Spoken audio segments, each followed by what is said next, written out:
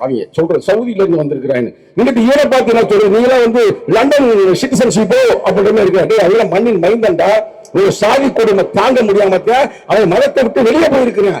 அதன் மேல ஒரு வெறுப்பு அரசியலை கக்கி எங்களுக்கு எதிர்ப்பாக, எங்கள் நாட்டிற்கு எதிர்ப்பாக, ஏன்னா எங்க நாடு நாங்க வேற இல்ல.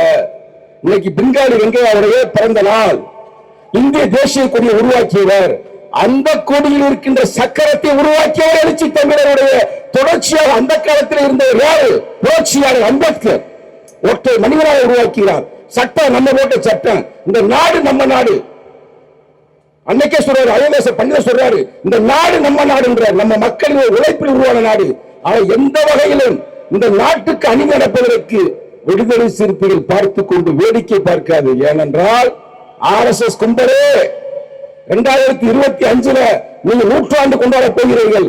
இதே 100 ஆண்டுகளுக்கு முன்னால் எங்கள் புரட்சியாளர் அம்பேத்கர் உருவாக்கிய SST சமதா சைனிக் தள் ஆட்டோ போட்டதே நீங்க.